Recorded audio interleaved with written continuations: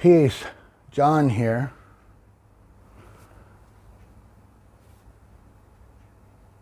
One of the worst decisions I feel like I made in my life was back maybe 1980. I can't remember the exact year. I could look it up because Bob Marley, I think it was his last concert in Toronto. I had a chance to go and I didn't go. Now the reason I went was because of prejudice. I'd worked on a potato farm for years, some years before 1980, and a lot of the guys that worked there, because Canadians wouldn't do the job, only my friend Bob and I were actually the young guys that worked in the packing end of the potato farm. All the guys we worked with were from Jamaica. They were all, of course, black. And I was maybe 15, so about 1970, I would say. I worked on the potato farm with the Jamaican guys. And there was a dozen of them maybe came up, and they lived in a big shed, and they had the remains of an old barn basement in there where they all grew their pot, and I got to know them pretty good. We went and had a couple of beers every day at lunchtime. We all jump in the back of a truck, and 20 of us would go to the Beatonia and Beaton to have a few drafts for lunch and then back out. I mean, we worked hard, especially 50-pound bags. You would never think what it was. Anyway, they turned me on to reggae music, and I think the Yellowbeard at the time, there was quite a few like Jamaican reggae music was moving along, and Bob Marley was quite popular, and they had said, oh, Bob Marley, he's like a pop guy. He's not really a rebellious soul. They're in it to make music for money. And I'm not sure they were right, but they influenced me in a way that I didn't go see Bob Marley. Now, since I made that decision and since I actually started listening to Bob Marley's music, now I consider him a prophet. If you think about it and go back, John Lennon died in December. In May of the next year, Bob Marley died. So, CIA plot? Who knows? Couldn't have these two really, really famous people preaching about peace and how peace would work in the world. Well, so let me get into it. Today I'm going to review some of Bob Marley's music. I hope I don't get into trouble. I'm doing this to educate people. I'm not doing this for profit, for anything else. What I'm doing this for is because I think Bob Marley was a prophet. I think 2,000 years from now, Jesus and Bob Marley are going to be in the same book, preaching the same thing. If we survive, if we don't start listening to these people, we're doomed. If we listen to the evil forces that want to keep us in war, keep us chasing money rather than chasing our spirituality and ourselves, we're screwed. Bottom line. Now, I don't claim to be a religious person. I don't really believe in religion. I don't think that's where it is. I've told you, I've spoken to God twice myself. God told me where he was. It ain't out there. It's in here. Plain and simple. That's what the prophets are telling us. Look inside. Bob Marley, emancipate yourself, free yourself. We throw free around and democracy around. Political systems are all designed to keep us down. Money is designed to keep us down. It's not about free. You don't make a whole lot of money and become free. The saddest people I've ever met had money. Another 12-step buddy of mine, Dave, we all know him. I can't mention his last name. He died of alcoholism eventually. He couldn't find himself. Okay? Bob Marley, said revolution is revelation. Revelation reveals the truth. So I'm just going to go through a few quick Bob Marley songs that I love. And I got to remind you, the last words of Bob to his son Ziggy were, money cannot buy life. What is life? Life is everything. You have nothing else. You need to find the meaning of your life. And the meaning of your life is to live your life. Your life. Find yourself in here and then let it out. That's the meaning of life. Life isn't sitting in a condo somewhere looking at your cell phone. Oh, I'm great, blah, blah, blah, blah. No, it's all about getting... Why do you think they stopped the revolution of the 60s? Because the revolution of the 60s, what it revealed was when people got together in groups, there was huge amounts of energy and huge amounts of power. What they wanted us to stop doing was, instead of screwing, they wanted us fighting. Bottom line. And then they go and say the 60s stopped at the festival where the Hells Angels and the Rolling Stones are beating people up. No, that's bullshit. The 60s stopped at Kent State, when the authorities, the National Guard, opened fire and killed 4 people. And they'd killed another guy a few weeks before that. That's what killed it. Don't hear, oh, rock and roll killed the 60s, rock and roll killed the revolution. I think, my opinion is no, it was Kent State. And when they killed people and the dead people were lying on the ground and everybody started to think, well, is this worth it or not? And then the governments, the business that survive, I don't think government is for the people at all. Government's for the corporations and the businesses. They want to make money. Why do you think we're controlled by banks? Who do you think controls the banks? I don't know either. But that's my opinion anyway. So as we go on here, I just want you to hear some of the words that this man said.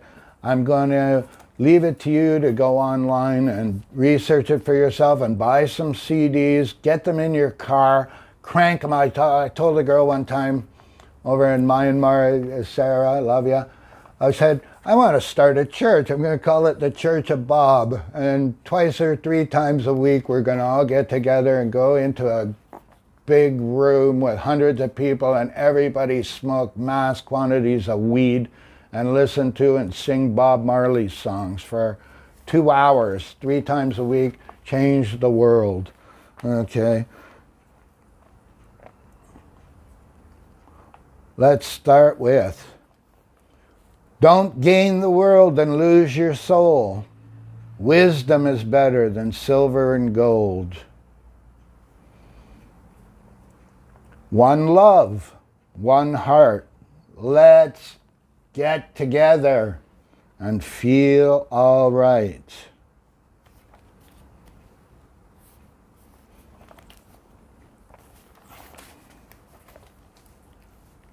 So now you see the light. What are you going to do? Revolution's revelation, and it reveals the truth. His song Crazy Bald Heads.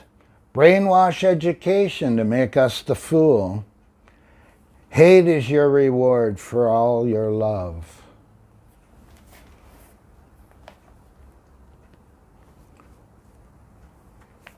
One love. People get ready. Arguably the best song ever written.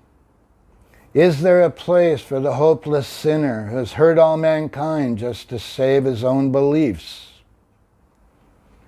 I'm pleading to mankind, he said. I'm pleading to mankind. Let's get together and feel all right.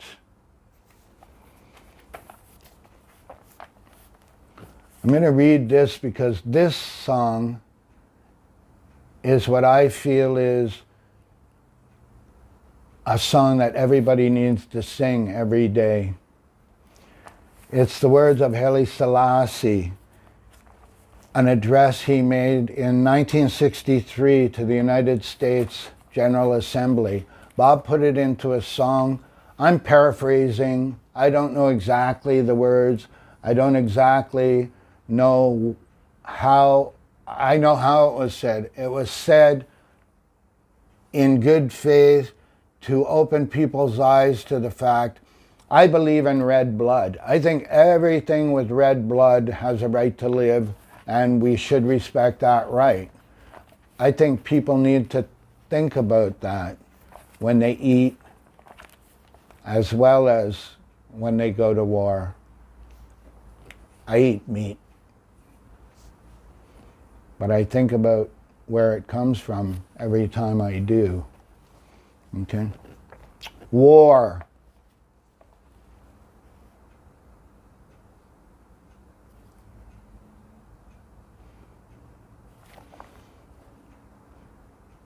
Well, I didn't write it down, so I'm really going to paraphrase now because I'm going to do it from memory. War. Until the philosophy which holds one race superior and another inferior is finally and permanently discredited, everywhere is war. That just shows you how good my memory is. I'm reciting that from memory, and I forgot the most important verse. Until the color of a man's skin is of no more significance than the color of his eyes, everywhere is war.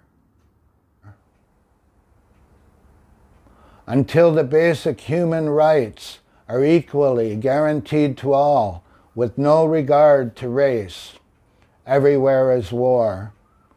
War in the East, war in the West, war up north, war down south. War, rumors of war, everywhere is war.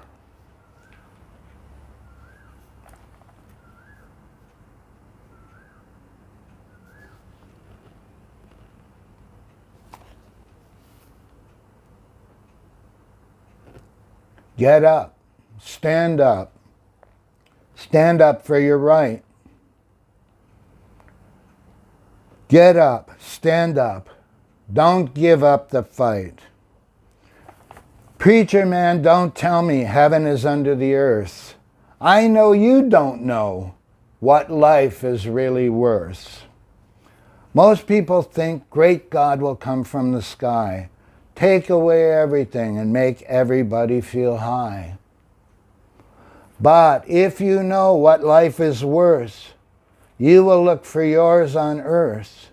And now you see the light? Stand up for your right. Jesus didn't say God is up.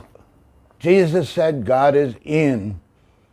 Like I said in my first video, think differently. The earth is a sphere. Up is not up, it's out. Down is not down, it's in and out. We're on part of it. We're all part of that energy. Okay, so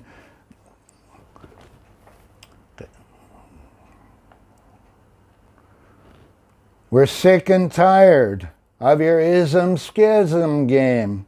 Die and go to heaven in Jesus' name. We know and we understand mighty God is a living man. You can fool some people sometimes, but you can't fool all the people all the time. So now you've seen the light, stand up for your rights. And don't keep saying they're God-given rights. They're rights from here. They're in your soul. I've spoken to mine twice. I've been lucky. It changed my life. The first time God spoke to me, I was going to turn myself in to an asylum because I couldn't quit drinking. And I was sitting under a tree on the side of a hill looking at the thousands of acres of beautiful southern Ontario landscape. And the voice came to me. The voice was in me. You don't need to go to a mental institution. You have it in you to change. And I never had another drink. Instead of going to the doctor that I was going to get to send me to the mental health place, I went to a friend and he took me to an AA meeting. Maybe I shouldn't say that, but that's what happened. That was 32 years ago. Okay? The last one. I want to talk about it. Let's get together. He says it over and over and over and over again. Come together and make it work. That's off his last album. We can make it work. Come together and make it work. Come together and make it work. Over and over again. Jesus did the same thing. The smart people are all there. They're coming. Come on, people, get together. Get your energy together. You can do anything. There's going to be negative energy mixed in with the positive energy. Anybody that thinks there's not good and evil, have a good look. Look in the mirror. I can be evil sometimes myself. I try not to be, but I also am. I'm human. We have it. That's part of it. We have good and bad inside of us. What did the native, my Homeland Security guy, what did they say?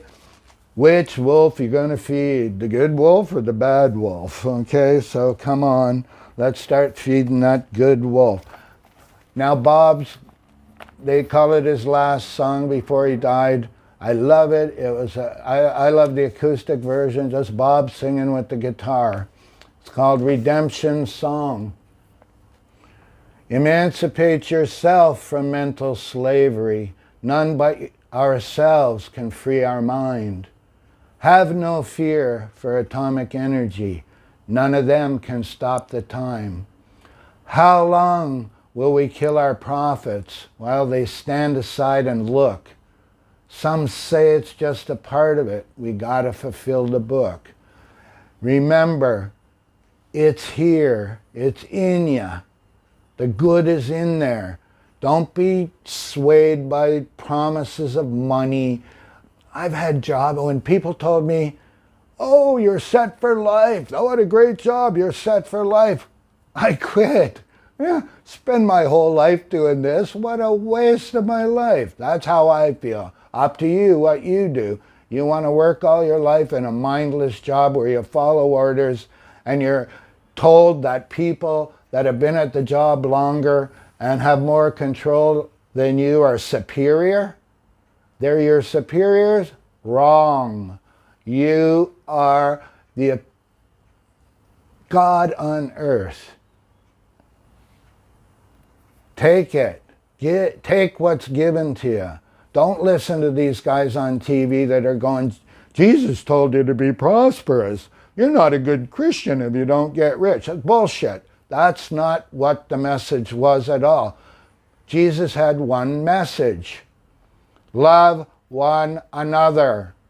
And don't do shit to other people that you wouldn't want them to do to you. Simple. It ain't that hard.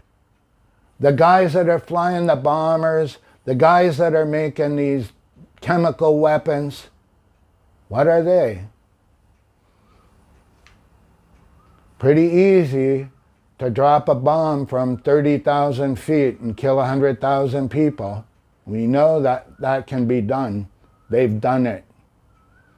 Those are the people we're following right now. Come on. Get together and make it work. One love. Love you all. Anything else I want to say? Yes. Come back tomorrow and I'll preach to you some more. All right. Love ya.